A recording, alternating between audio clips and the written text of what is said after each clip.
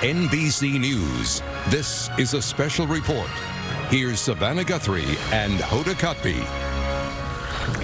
Hi, everybody. Good morning. Live picture from London as the kickoff events to the Queen's Platinum Jubilee celebration are well underway. Yeah, this is a 4-day party, by the way, and it's a big one. We're about to see Her Majesty for the very first time.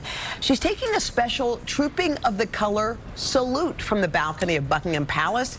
NBC's Keir Simmons has his eye on it all. Hey, Keir, set the scene for us. Hey, Hoda, I sure do. We've just been watching Charles, Anne and William ride bolt upright in a sea of red and gold on the world-famous Mall behind me there. I don't know if you can see the procession still heading down to Buckingham Palace. What a historic moment for a queen who is making history. What they are doing, Hoda, is they just held the world-famous Trooping the Colour parade in the parade ground behind us. They are now going to Buckingham Palace, and I think this is a first. They are going to go and salute the Queen on the Buckingham Palace balcony. What a way to pay respects. What a way to salute a Queen who has given so much in these past 70 years. 3 generations, Hoda, of royals on display here for this day of history and pomp and pageantry and cheering crowds. But, you know, it really is 3 young royals who have stolen the show, because William and Kate's children rode past here now twice in a carriage, both times looking excited, smiling and waving, and I do think, Hoda, that we're about to see, we may be getting ready to see the Queen herself on the balcony for that salute. And I think you can see these live pictures. There she is, Her Majesty. Let's pause and let the Queen have her moment. Pale blue.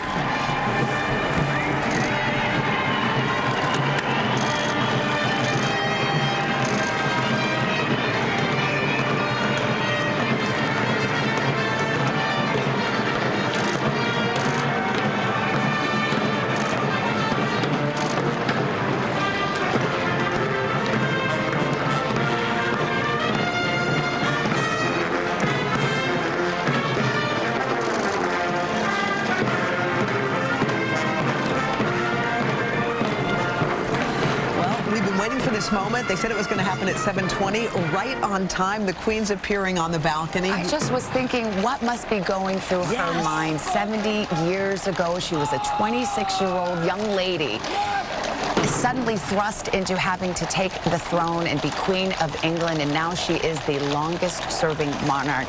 And this is a celebration of her. No small accomplishment. And I think people were waiting just to look and see, how does she seem? I mean, I don't know, but she looks really good from this point of view. She's taking in the crowd. What it must feel like to look at everyone who came all this way. Wilfred Frost, who is our colleague at CNBC, and of course is British and has great bona fides, not royal, but darn close.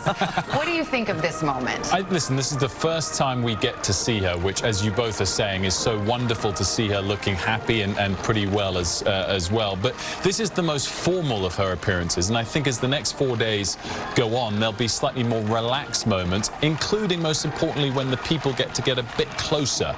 So there'll be that slightly more jubilant tone, and she'll be able to see how they are and hopefully see how grateful they are to her. This is the formal salute with the military. In just about an hour and a half, we'll see that fly past, and the Mall will be fuller of the public as opposed to these returning horses and cavalry. So a little later in the day, we are actually going to see the Queen on the balcony, flanked by all of the royals. Is that right? All of the working royals. This is how she's very cleverly thread the needle to get about 17 of them up there for that first formal moment. So it won't, we don't think, include Prince Andrew. It won't include Harry and Meghan. And then as the weekend goes on, again, at the service of Thanksgiving, the concert, we'll expect to see those other members there, and everyone will feel a part of it. And again, she rather masterfully has thread the needle to have as much people involved without upsetting anybody. And it'll be great to see that moment. The people will be closer to her as well for that fly past, and we'll get more of their celebration. We just saw the troops, so that's the view that the Queen is observing right now. And the gent beside her, if people are wondering, the Duke of Kent, her first cousin.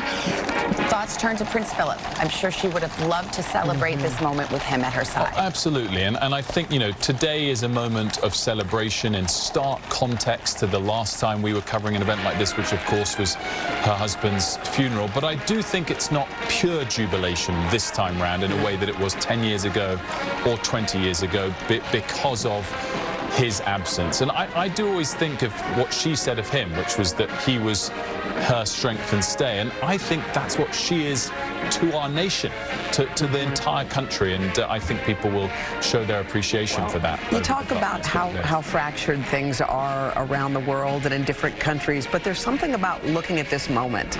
People filling the streets, people gathering, that just shows in this moment unity. I don't know the Queen's popularity in the UK, but I'm imagining it's pretty sky high. 85%, some of the latest polls. I mean, yes, she carries a great personal approval rating, but I also think, because I totally get when people here question, what is all this silliness, this pomp and ceremony? You're passing something down via a bloodline. That's crazy. But at the same time, we have a separate head of state from head of government. In a way that America loves to rally around the flag, we rally around the crown. We rally around the Queen. She is our national icon, and that's why she has, one of the reasons why she has such high, persistently high approval ratings. Sure. Well, our cameras are trained on the view that the Queen is seeing right now. NBC's Kelly Kobiea has a different vantage point. She's one of the hundreds of thousands of the Queen's best friends outside the palace. Kelly, what is the mood there?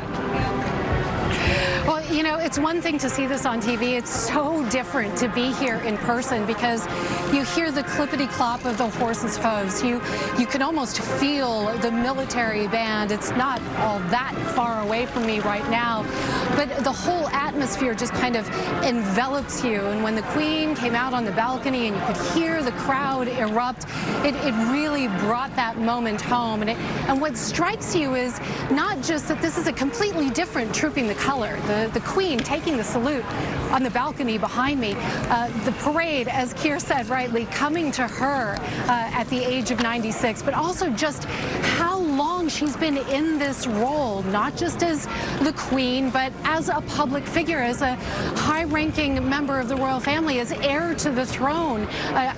Her very first solo royal engagement, guys, was at 16 years old. It was on her 16th birthday, and she was out observing the troops, performing that role, that military role that is so much a part of being a member of the royal family, observing the troops on her 16th birthday on her own in 1942.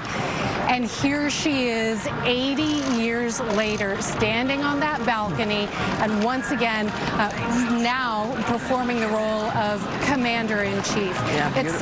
It's something that really is special to be here in person, to feel it, to see it, and to see Her Majesty up there on that balcony. All right, Kelly, you know who also is in attendance there, our own Stephanie Gosk. She's made her way to London. Steph, where is it from your point of view?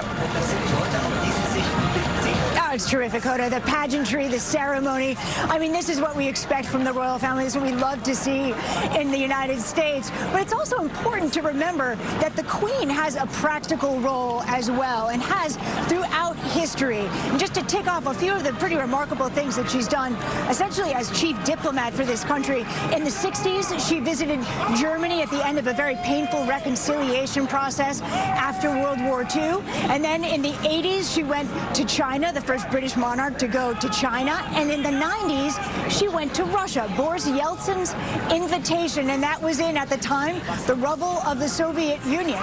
So she has much more than just this role, and as you were talking about earlier, the fact that she was thrust into that job in her mid-20s, age 25. Back to you guys. All right, Stephanie, thank you. I actually, as I'm sitting here and reflecting on it, she was not even born to be queen. In fact, it was her uncle who abdicated to marry American American Wallace Simpson. Yes, I watched The Crown too. And at that point, she became heir to the throne at just age 10. And later, when her father died unexpectedly, here she did, young Elizabeth, just having been married, became queen. And you can, as Stephanie remarked, you can really trace history through her, Wilfred. You can, and I think, you know, there's all these different articles that have come out saying, look at the way the world's changed since 1952. I think the way it's changed most of all, particularly in the UK, it's a more liberal place and a more merit-based place than it was when she came to throne. And yet, she probably represents more than anybody on earth the opposite of that, and yet has this 85% approval rating. You can't do that unless you manage to adapt with the times, unless you personally perform your duty as well as she has. Imagine having any job for 70 years. Wow. Unbelievable. And briefly, in the few moments we have, she's also in recent years had to tackle some fairly thorny family issues and has done so with grace. With great grace, and on top of that, I would say has tackled the pandemic. You know, the snapshot of her on her own, abiding the rules, to now today.